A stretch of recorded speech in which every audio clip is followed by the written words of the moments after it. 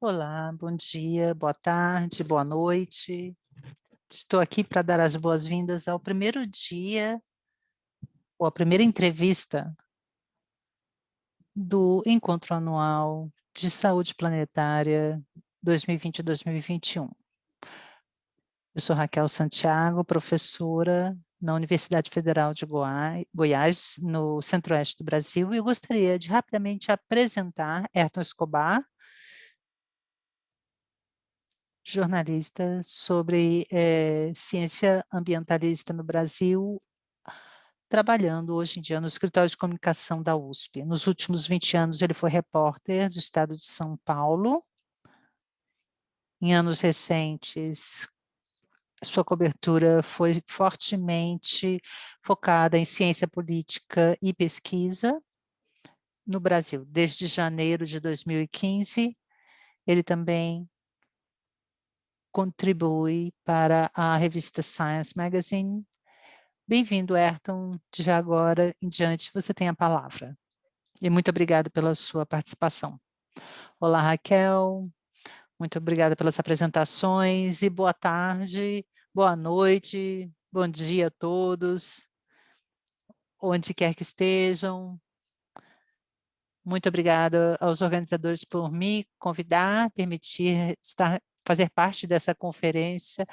Estou falando da minha casa em São Paulo, no Brasil, e muito feliz também de apresentar nossos dois convidados para essa entrevista. Eu gosto de chamar também uma conversa.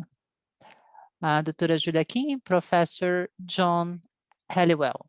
Julia Kim é especialista em saúde humana e bem-estar, é diretora do Centro de Medição de Felicidade no Butão, tem uma pesquisa na África, na Ásia, e hoje em dia trabalha no programa da Unicef e do PNUD em Nova York. Hoje ela nos fala de Vancouver, no Canadá. Olá, Júlia, muito obrigada por estar aqui com a gente. E temos também o professor John Halliwell, professor emérito na Escola de Vancouver de Economia, Universidade de British Columbia, fellow do Instituto de Pesquisa Avançada do Sociedade Real do Canadá, e vários outros títulos, faz parte de criador dos relatórios de felicidade, que todos os anos, como muitos sabem, são publicados em março. Esse é o tópico de hoje, John. Muito obrigada por estar aqui com a gente. O tópico de hoje, então, é felicidade, o que quer dizer ser feliz no século XXI. E eu acho que é uma escolha maravilhosa dos organizadores, esse tópico, porque, no final, é o que todos buscamos, certo? Todos nós temos diferentes estilos de vidas e metas na vida, interpretamos felicidade de diversas formas, mas, no final, é isso que todos nós tentamos alcançar, viver uma vida feliz. Então, o tópico da conferência é saúde planetária.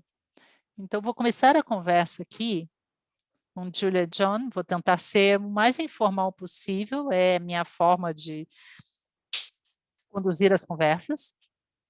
A sociedade, os indivíduos se conectam com essa questão da saúde planetária é diferente. Muitas pessoas nem percebem essas conexões.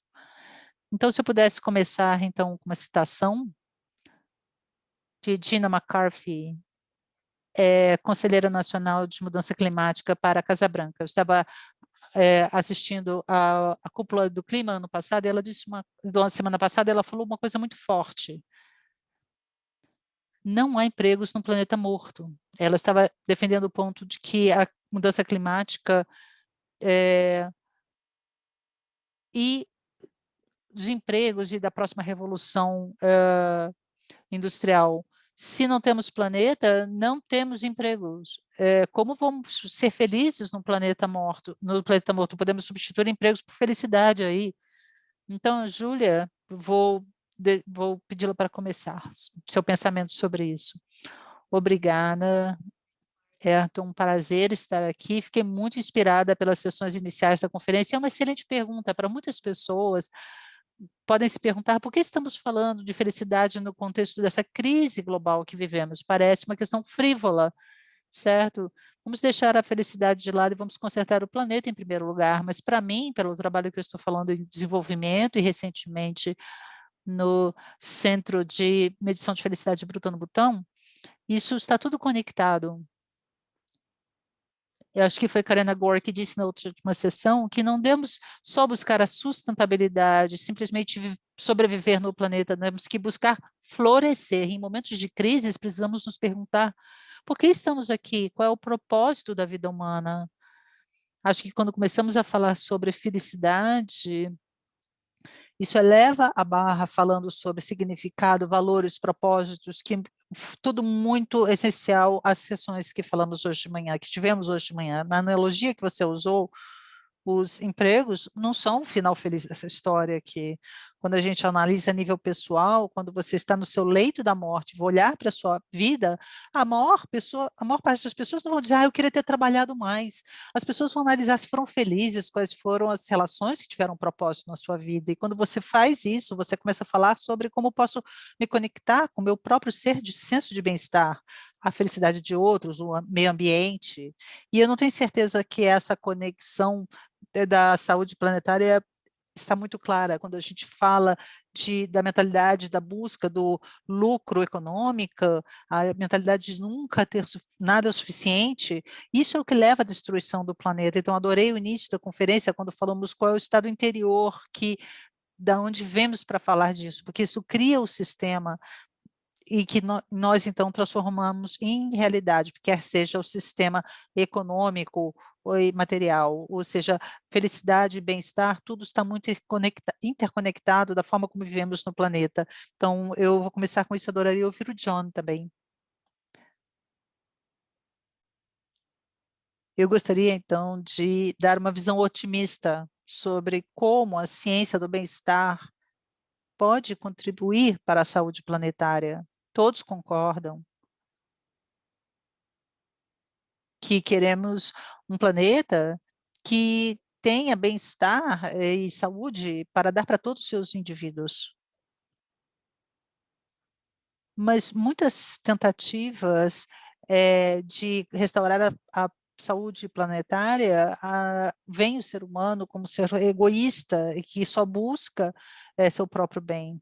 Mas a ciência do bem-estar nos diz, olhando para trás, muitos séculos atrás, as pessoas obtêm sua felicidade mais profunda ao estar juntos uns com os outros, cuidando uns dos outros. Então, um planeta mais feliz requer, claro, porque é um planeta.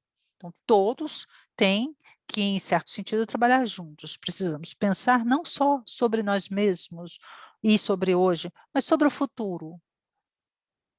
Então, apesar de ser um processo lento, os seres humanos, por muitos milênios, desenvolveram essa capacidade mais ampla de trabalhar juntos, mas isso, ainda assim, é frequentemente subestimado e esquecido, porque ouvimos falar das coisas da vida e não percebemos o quanto as pessoas são generosas.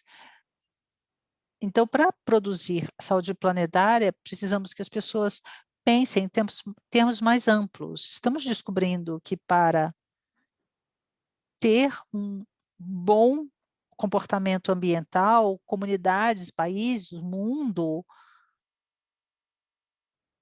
tem que ter hã, a opção de poder trabalhar em normas sociais que produzam um mundo melhor. Essas normas sociais, claro, nós pensamos isso a cada crise, crises climáticas, a crise de tsunami e agora do Covid-19. As crises, então, colocam a sociedade sob pressão, mas também permitem que o melhor emerja das pessoas e descobrimos que, na realidade, é muito mais natural as pessoas trabalhar juntos do que trabalhar separadas e uma contra as outras. Isso é um dos motivos pelos quais as crises, em geral, reúnem as pessoas e oferecem apoio positivo. Acho que se analisarmos esse ponto de vista, o desenho, o encorajamento das normas sociais para dar às pessoas algo que possam fazer para produzir um planeta sustentável. E aí que não vai ser só sustentável em si, mas com as pessoas trabalhando nesse propósito maior de produzir um ambiente feliz. Obrigada, John. Temos uma outra. Vamos falar de outra pergunta. Temos falando na pesquisa de bem-estar. E para o bem-estar, felicidade é uma coisa que parece não conter ciência, mas acho que sim. Se vocês pudessem explicar um pouco como a ciência pode ser abordada de um ponto de vista científico, é um tópico de pesquisa, e a partir daí podemos produzir ciências e dados a respeito da felicidade. Como podemos usar isso como parte de políticas públicas para o desenvolvimento econômico e social? John, pode começar.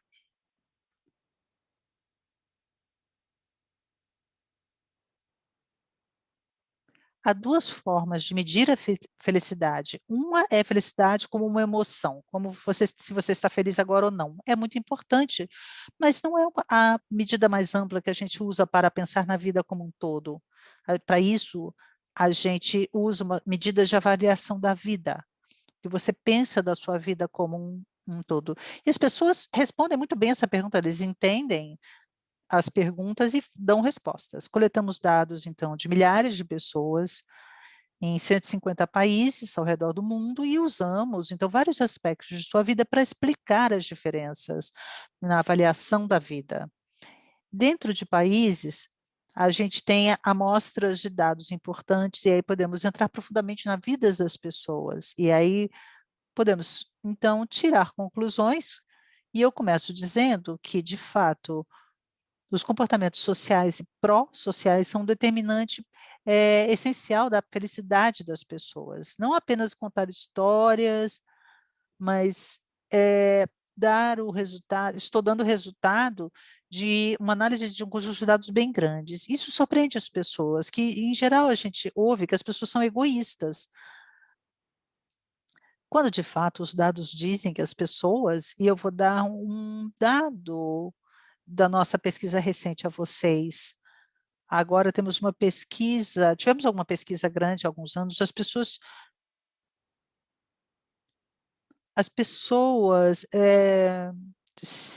foram perguntadas qual a probabilidade de você ser vítima de um crime de violência e qual é a probabilidade de alguém devolver, digamos, sua carteira para você nesse caso. A maior parte da sociedade acha que a sociedade vai ser devolvida se for encontrada por um estranho. Então, existe uma medida de confiança aí na sociedade, e isso fala muito da avaliação de vida.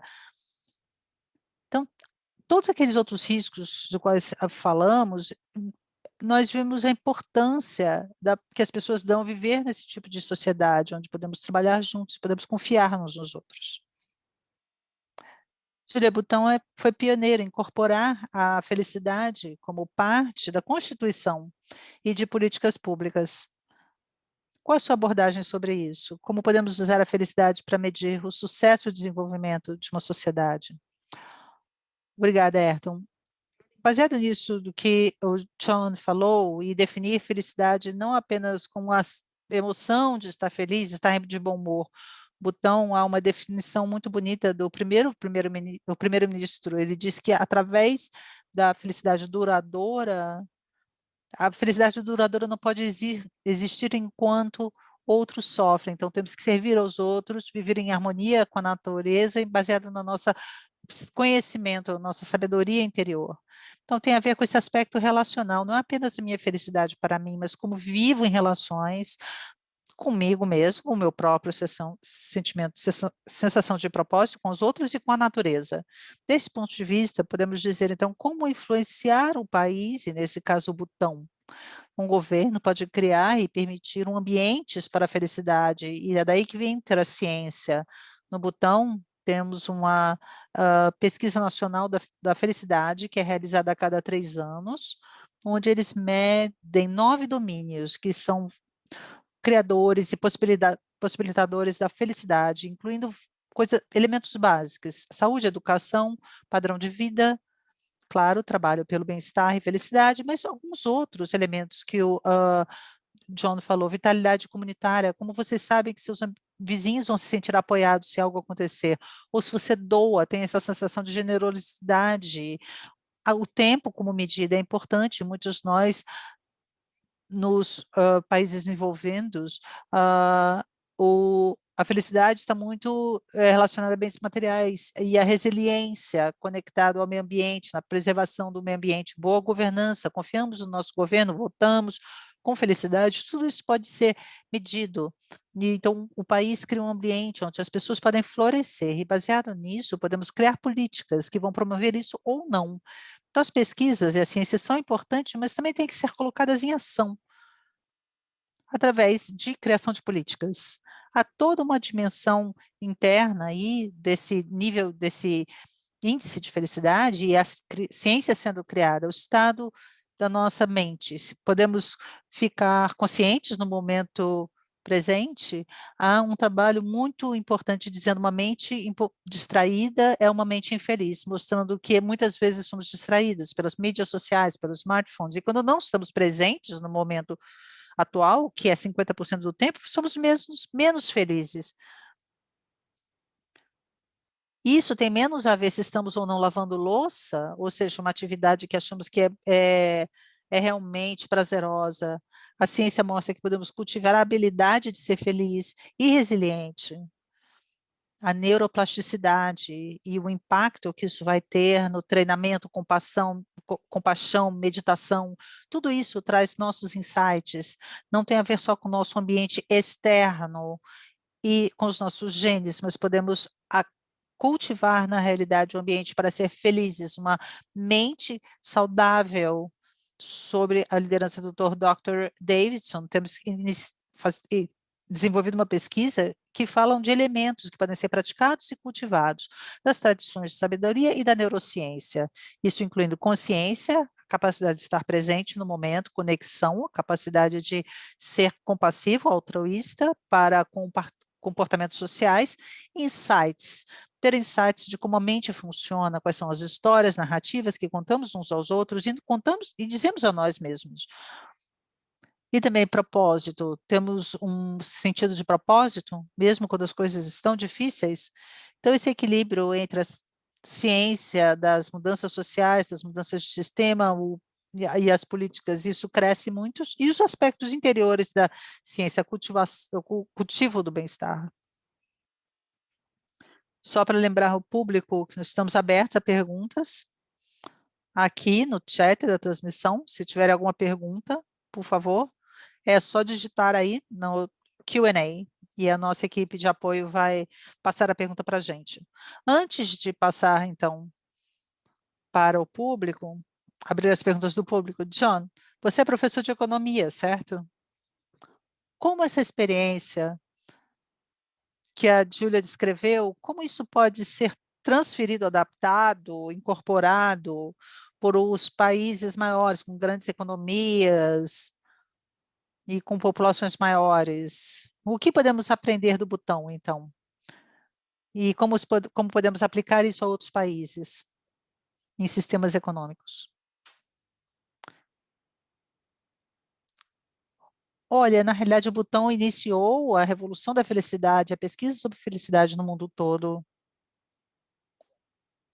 Na última década,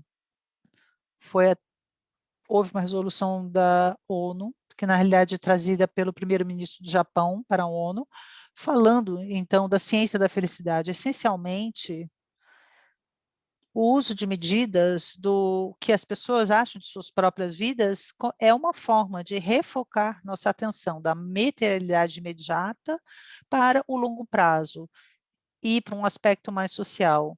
Isso nos Então, é um ótimo exemplo a forma como o Butão fez isso. Em primeiro lugar, eu quero prestar uma homenagem ao Butão. E aí pensamos como é que a sociedade está conectada com a sociedade social. E a resposta é brilhante. Eles foram muito rápidos em entender a ciência que é necessária para testar, isolar esse aspecto do cuidado uns com os outros durante o isolamento. E agora, 2020, eles estão lidando com a crise de uma forma soberba. Isso vem da capacidade de cuidar um dos outros, olhar para o outro e pensar, então, sobre o ambiente onde as pessoas vivem. Isso é o botão. Mas se analisarmos o relatório mundial de felicidade, os países mais felizes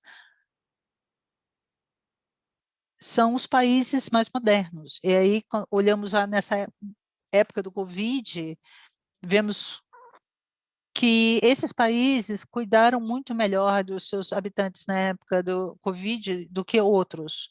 Butão, por exemplo, teve um índice muito melhor do que muitos países europeus. Então, bem antes, já do Covid, nós já tínhamos esses rankings internacionais. Isso é muito surpreendente. Outras pessoas, isso surpreendeu as pessoas. Então, a vida nos países nórdicos, tudo se fala de avanço e tal, e eles não, a felicidade não vem por acaso. Em Helsinki, por exemplo, Olha, rotineiramente essas medições eram feitas. Será que elas cuidam umas das outras? Será que elas se conectam? Era algo prevalente nos países nórdicos.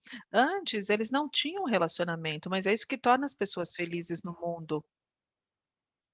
Butão também prega vários valores para o mundo, e isso está sendo implementado no mundo inteiro. E a gente quer saber o que que é essa lâmpada que acende.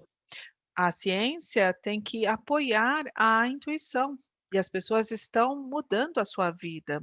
As pessoas estão recorrendo mais às outras pessoas. Deixaram de ter o egocentrismo, perdão. Eles de fato decidiram fazer alguma coisa para o mundo. E a saúde planetária trata disso. Nós queremos pensar algo que não vale apenas para o nosso estilo de vida pessoal. Você tem que se comprometer a construir um mundo melhor. Há um bônus de felicidade para você, mas o ponto real, o objetivo final é produzir um mundo melhor.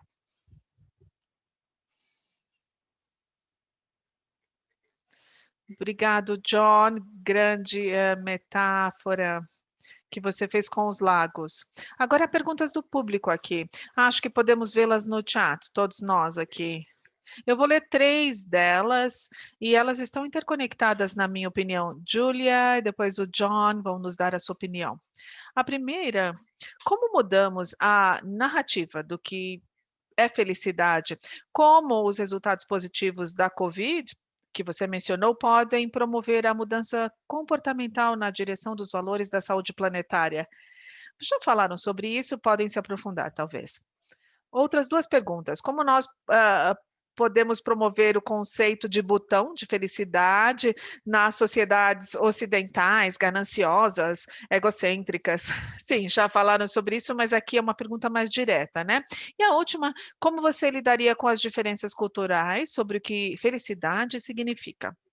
Cada lugar tem medidas e opiniões específicas a respeito da felicidade, não é? Júlia, comece, por favor.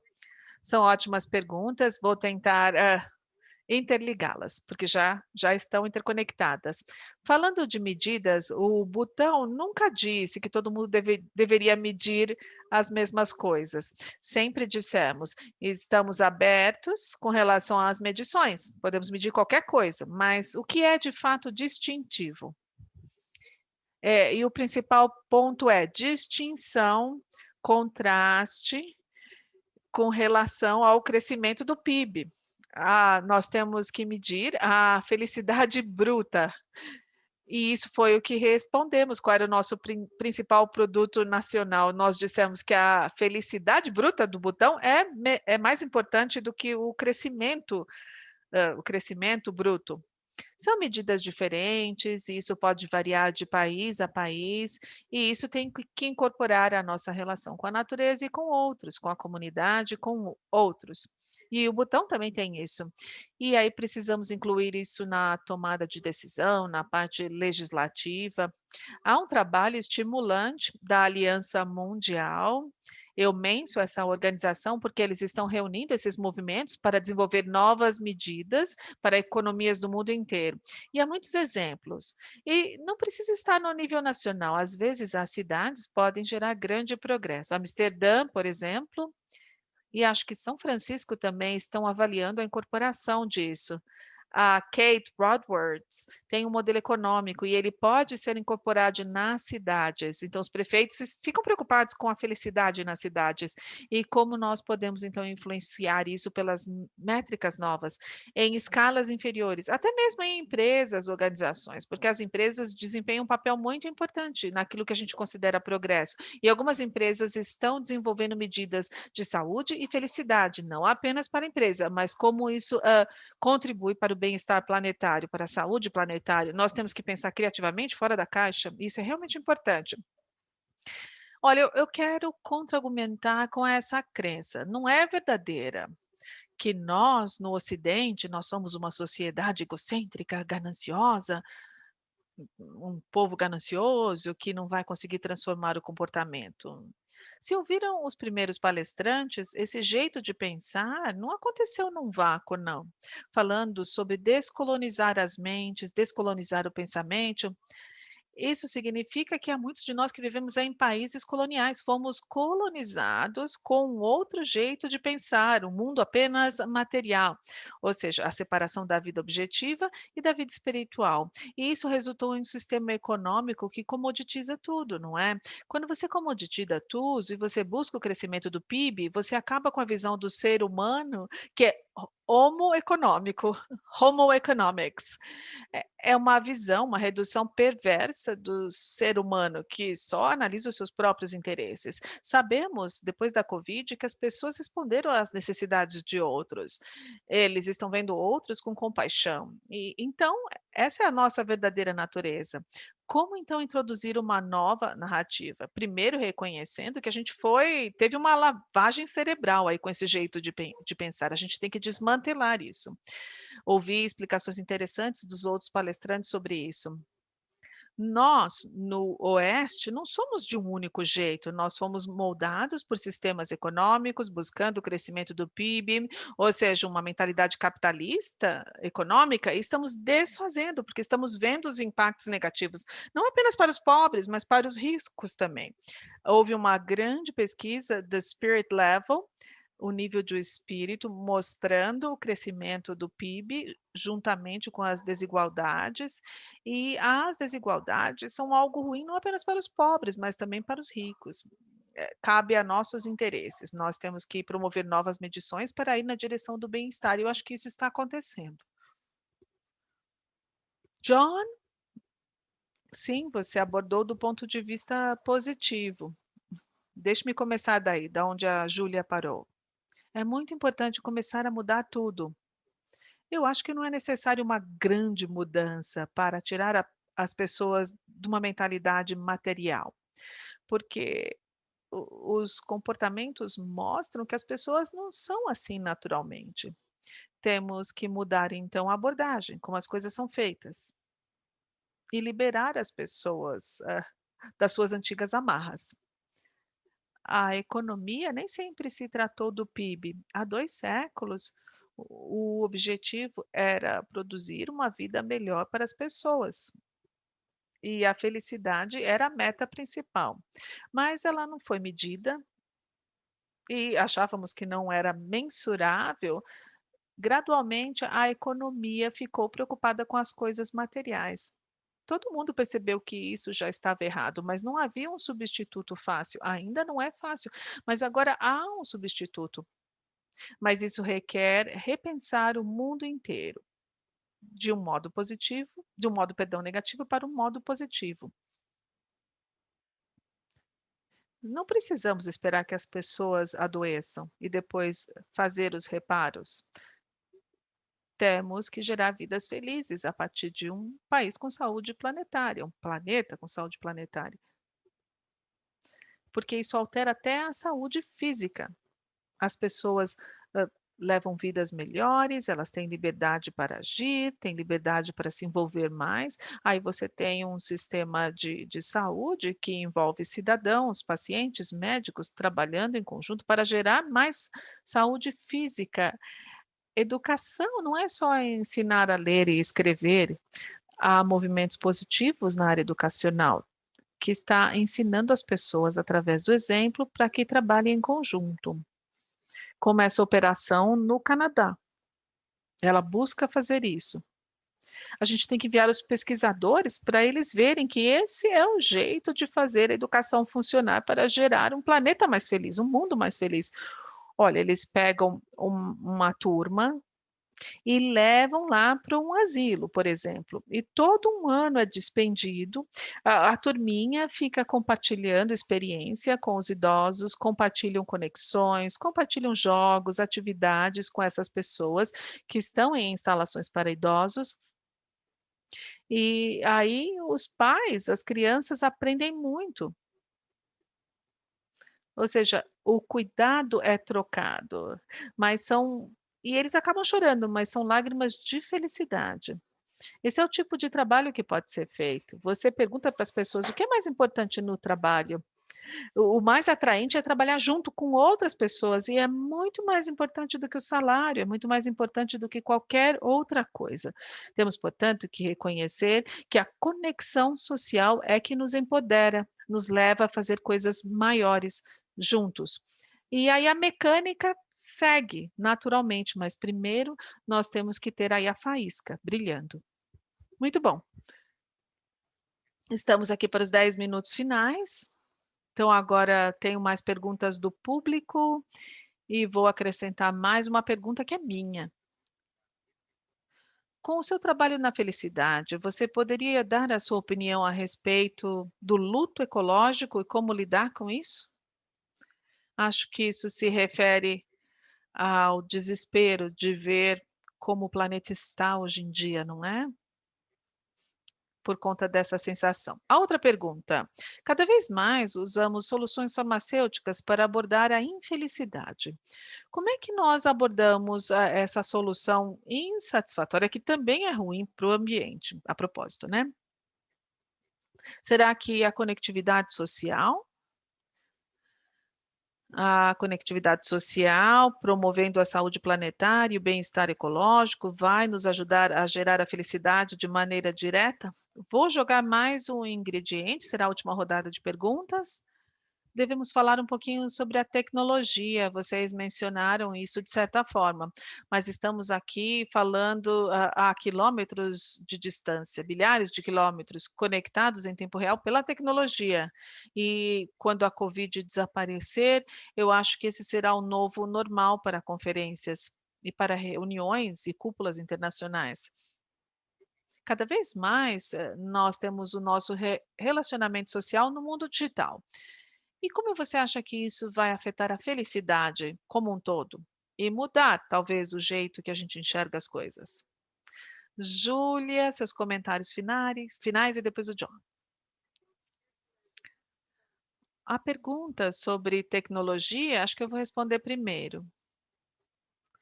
Houve muitos comentários a respeito da revolução tecnológica que hoje vivemos.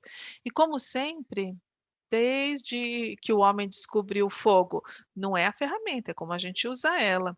E o fogo pode nutrir a vida, a gente cozinha os alimentos, a gente se reúne numa fogueira para contar histórias, ou pode queimar toda uma cidade. Temos que usar com inteligência, né? Temos que usar a tecnologia com inteligência. O Zoom vem nos ajudando para que a gente se reúna, como hoje, mas eu adoraria tomar um chazinho com o John, com você, e que a gente não vai poder fazer isso agora. Eu adoraria ficar com todos da plateia, mas nos dá, assim, esse sentimento. Eu consegui reduzir a minha pegada de carbono e eu vou pensar mais em viajar quando isso recomeçar e a gente pode combinar o virtual com o presencial, do jeito que tínhamos antes. E eu gosto do face a face, do presencial, é muito precioso, a gente já percebeu, né, eu gosto.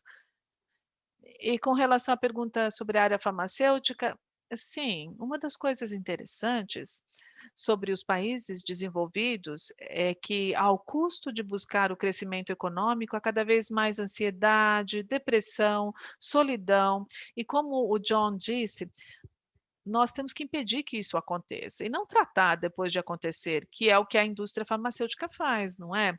Nós temos que criar uma economia de bem-estar e buscar os 9 domínios.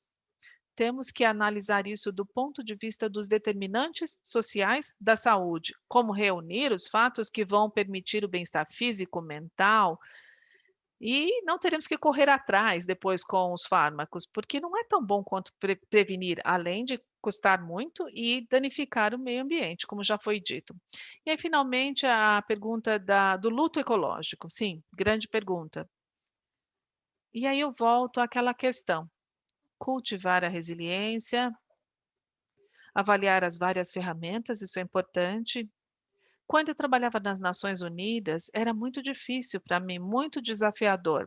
Eu tinha um grande orçamento, uma equipe grande, mas trabalhar em mudança climática naquela época do milênio, estabelecer os objetivos do desenvolvimento sustentável, eu nem sabia se eu estava trabalhando direito. Quando eu era médica, eu sabia, melhorou, não melhorou. Eu sabia que algo acontecia, havia uma consequência nos pacientes. Mas com esses que trabalham com outras questões, há o burnout. Você pode ter o burnout.